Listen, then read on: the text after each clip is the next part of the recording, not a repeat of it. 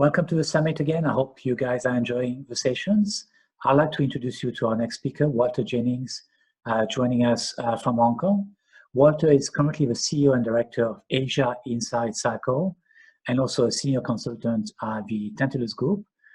He was previously the Vice President of Global Corporate Communication for Huawei Technology, based in Shenzhen, and also the Managing Partner for Greater China for a company called Kriab Worldwide. So Walter today will focus on influencer marketing for corporate reputation. So Walter, go ahead, it's all yours.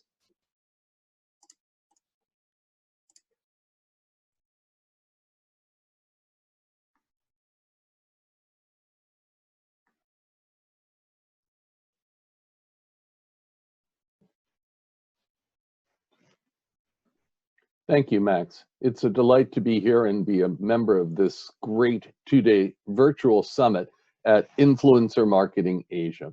My name is Walter Jennings. I am a specialist in corporate reputation, and I'm currently based in Hong Kong. I'm an American Australian who's worked around the world for his career, and my area of expertise is corporate reputation, working predominantly with Fortune 100 companies.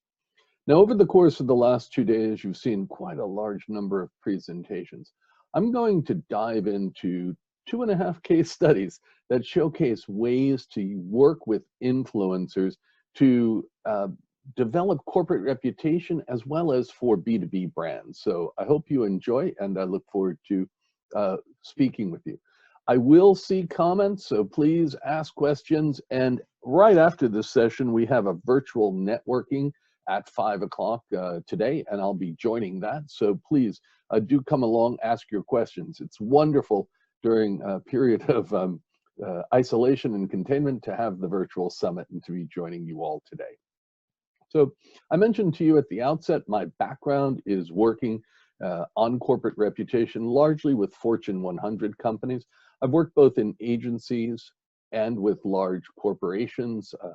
Most recently, I had been at Huawei Technologies for 3 years, where I started their global influencer engagement program. This was a complement to the work they already did with media relations, government relations, and others. I'm currently working on a program with Boeing Business Jets, as well as a few other companies, and I call Hong Kong my home. So without further ado, let's jump right in. Now, as we've heard a lot today, influencer relations is extremely popular in the consumer and branded and luxury lifestyle arena. For anyone working in those sectors, they obviously are going to have very active and engaged influencer programs. I'm talking today, though, about working on larger programs. So instead of perhaps influencer marketing, which might be many influencers over a short period of time, instead what we're looking at is influencer engagement, which might be a smaller number of influencers where you develop the relationship over time and build a deeper understanding. Because of the nature of most business-to-business sales, you're looking at a much longer sales cycle, and there's really a strong need to educate the customer about the products and the differentiation, as well as to have a view on the major issues that are facing your customers and your clients around the world. So much as many of you here, companies around the world are looking to ramp up their use of influencer engagement, particularly in the business-to-business arena. So let me dive into the first of our 2.5 case studies, and that's the program I started at Huawei. We called the folks that we worked with our international KOLs, or key opinion leaders. And this was really a nod to the recognition that we worked with people who had very in-depth knowledge of cybersecurity, cloud computing, 5G, Internet of Things, and many other super complex subjects. We were working with university professors, with government advisors, with media personalities, with speakers at global conferences. And these professionals came along to the programs we held at Huawei because we were giving them phenomenal access, really top level content, and information that otherwise wouldn't have been available to them. And we worked with the influencers over a long period of time to try to develop deeper relationships. I'm thrilled by the results we achieved, and to see that a year and a half after having left Huawei, the program continues on, and many of these same international KOLs continue to help build the corporate reputation. When you're starting influencer engagement, I really encourage you to start small and be successful. We started with about 8 people, and over the course of 3 years expanded it. So eventually we had about 225 international KOLs in 25 countries around the world. And going global is a great experience, and one I'm very happy to discuss in further detail. But it is a challenge because as you can see, as you know already, influencers with global appeal are few and far between, and they're largely concentrated in English-speaking countries, the United States, UK, Canada, etc. When you come out here to Asia, you'll find more work with micro-influencers or with people who might have high levels of expertise but lower levels of followers. So don't worry about count in terms of the number of people that these experts reach. Do care about their clout. So clout versus count. And help build their profile as they're helping you build yours. So we worked very hard to retain and maintain a community. And you'll find that the people who are wanting to work with you and your brand, look, they're very social people and they want to stay engaged. So find ways to continue dialogues. The photograph you see here is at a mobile phone launch in Paris. And yet in between the high profile events, there were workaday items, features, articles, updates, product news, and information that as these influencers saw fit, they shared amongst their network. At the outset, our program had a lot of challenge getting started because very few people had heard of the company. It wasn't aware of, these influencers were not aware of how the influencer program would work. In time, we were very fortunate to have people like the ones featured here, Tamara McCleary or Tom Goodwin. These are folks that have hundreds of thousands of followers, are also very active in speaking engagements around the world, and are frequently quoted in traditional media, as well as having a very large base of influence. What we did find is once our program began with perhaps some smaller influencers, it built buzz and word of mouth, and influencers will recommend you to other influencers.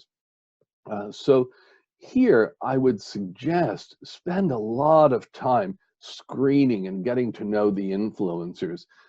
You will need to personally be very comfortable and active on the platforms that you're hoping to engage them with, because the easiest way to talk to social media superstars is via social media.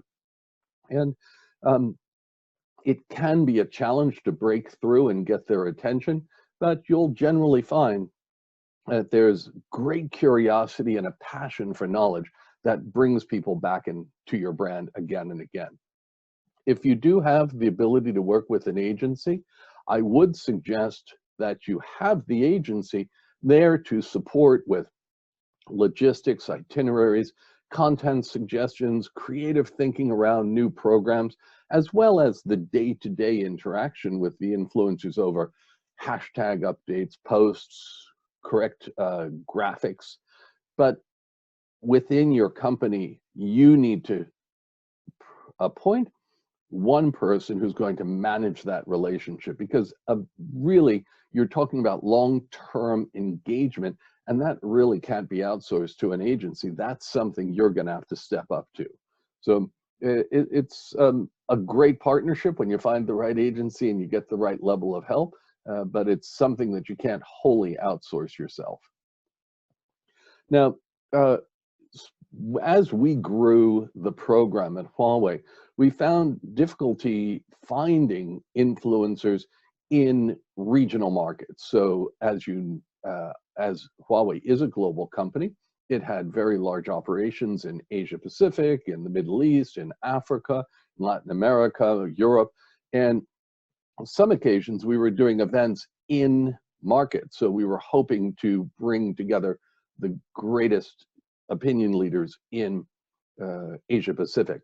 And many times you'll find that you're making, there are big differences between what is a large scale influencer in the United States and in Asia Pacific. So you might work with smaller influencers who might not have the same level of followers and help grow with them.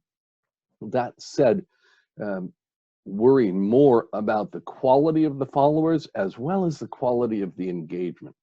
We used a tool called Clear, others have used Tracker, but what those tools help you do is identify who are the leaders in the conversations that you want to be part of, as well as it helps you really understand and strip away any of the fake followers or overinflated numbers and really track who's seeing what. So know your demographic, know the position that the executives hold that you're trying to reach, know the country that they're living in, know their interests, and then that will really help you find and select targeted KOLs to help reach your audience. So this campaign continues on, I'm pleased to say. I'm disappointed that no one's going to be at MWC this year, but you can expect to see more again as you continue to follow this program. Now, I want to look at a second case study, and this is looking at Shell Oil. Now, Shell, as we all know, is a global energy company with operations all the way from drilling to retail markets where they'll sell the fuel. And they have a global program called Make the Future, which is about designing the energy system that we require as a civilization to move forward. Now, this program is brilliant because it starts with a global platform. So as you look at the bottom, you see on top of the world, Make the Future. And these are global influencers who are the brand ambassadors for Shell and the faces attached to this program. But then what you see above it is a large crowd of people with flags from all across Asia Pacific, because Shell found a way to link both the global program together with in-country activation and regional markets. So what I would say is it's easy if you're a global company. If you're not, what you're still looking at is the ability to integrate global concepts with in-market activation and relevance to the different audiences. So the global influencers are really trying to attract a millennial group, as the regional profile photo shows you. That's actually from an eco marathon that we'll see in a video in a few minutes, but that's more targeted at university students and opinion leaders here in Asia Pacific. So what you're wanting to do then is to find ways to create both a global program and a regional program. When you're getting local and you have a global program, it's important to empower your influencers, whether they have 5 or 500,000 followers. So you see the students who participated in the Shell Eco Marathon, there are available to them the hashtags and the backgrounds and the information that they want to share. But then also there is quite a lot of content that the individuals are hoping to create and share amongst their network. So I'll show you that in a video in a minute, but when you're working on an influencer program, especially on a long-term sale like business to business, you really need to find calendars of activities, content, and action that will keep people engaged. They, at the global level, found influencers from around the world in different regions and then promoted them back in their region or country, such as you see with the only African influencer in the Shell Make the Future campaign. And quite a large number of activities happening at the regional level. When you're working with influencers, it is important and vital always to be finding the ideas, the campaigns, and the challenges that will spark new content, not only for the influencer, but spark perhaps their audiences to find ways to come up with new ideas. So it's a nice way if you want to crowdsource some of your innovations. So what if your idea could change the world? What are the ideas that are going to help us meet the energy needs of the future? And that's the global call that Shell puts out, but then activates at a regional level. I would suggest at a smaller level when working with influencers, try quite a large number of ideas, experiment, fail fast, and understand that not everything will work, but keep moving on. And the whole idea is to retain freshness, have as many irons in the fire as you can, as well as a steady drumbeat that underlines the corporate reputation. Here at Shell, the idea is that we're working together with our key audiences to find solutions that will help all of us. What I want to do now is I'll be quiet for a few minutes. I'm going to show you a great video that you can also find on YouTube, and it highlights some of the ways they activated the influencer program in Malaysia. So enough of me and more of YouTube.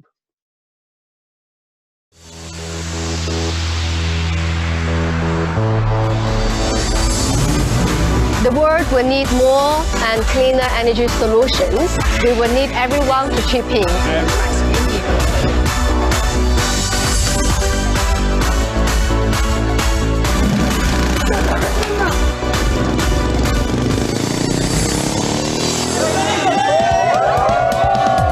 Make the future in Malaysia. It's a great opportunity to get everybody together and talk about how do we make this energy transition happen. 230 billion ringgit worth of electricity.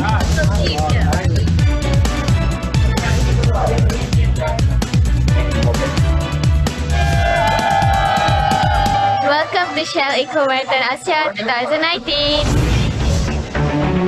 This year is the 10th anniversary of Shell Eco Marathon in Asia. The event has returned to Sepang, where it all started.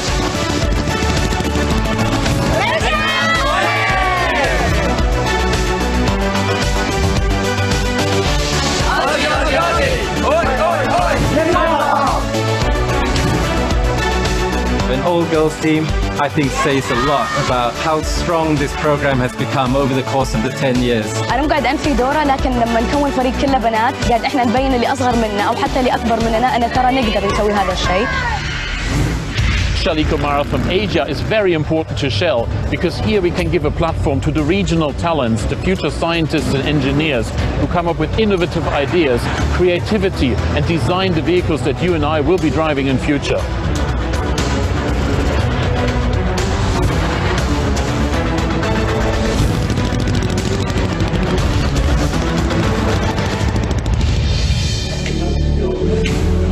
Going in and out, So Shell will be working with Mestec on a sky pathway for Malaysia to achieve net zero carbon emissions in the next 50 years. Energy transition. We are excited to get on top on this interesting journey to look at how potential scenarios will be, to use the sky scenario to draw how the future will look like. Strong structure for the car. We have so many ideas, like our MMU team research using this combined.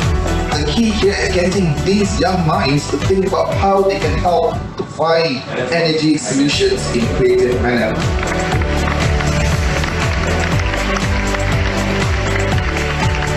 Information video. Then start show. Follow the compact device, as you can see. But you need to be charged first, the electronics. The kids were so passionate, they were so vested in developing solutions for these kind of problems. Thank you, Monkey. Congratulations. That's the captain.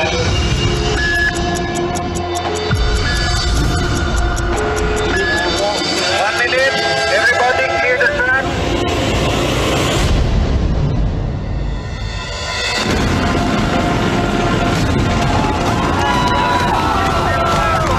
make the future. I think it's a very timely reminder for us about the energy transition and what is it that Shell can do in Malaysia to help the country in this journey.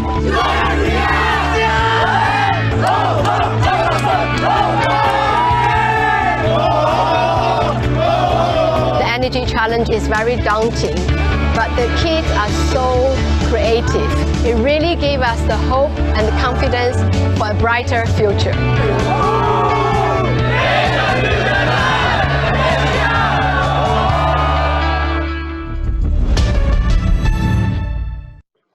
So hopefully some of the points you saw as what I saw were, first off, quite a large number of different levels of community being involved in that one event. We had secondary students, we had university students, we had academics, traditional journalists and media, government thought leaders all attending different elements and different programs as part of this overall program. It integrated really well an entire region and brought in countries and allowed then activation at the country and national level, as well as tying in where the winner of the Eco Marathon was invited to London to participate in the global program. Throughout, you're seeing quite a lot of challenges and content that is going to be shared. So if you look up some of those hashtags like Make the Future, you'll see quite a lot of content coming along. So those are the two major case studies. The one I wanted to show you next is my 2.5 case studies. It's just a short one. And this is a hotel chain in the Philippines. For those of you who love the country as much as I do, you'll know they have a rich history in pageants and contests. And Zen Rooms, a hotel chain in Manila, has teamed up with the beauty contest Miss Asia Pacific International in Manila. And all of the contestants are brand ambassadors for Zen Room. And each of these contestants would have their own followers as well as those that enjoy the pageant life.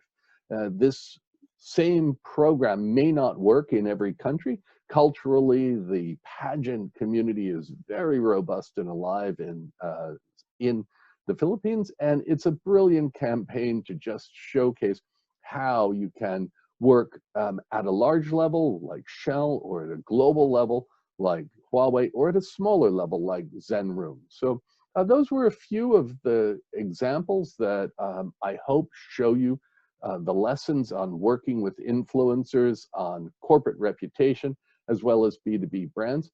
I look forward to hearing from you. Reach out to me at Facing China. I also host a podcast on the influencer industry called Influencers Today. And I really look forward to hearing your comments, getting your feedback, and to seeing you soon in the virtual networking session. Thank you very much, and enjoy the rest of the conference. Max, back to you.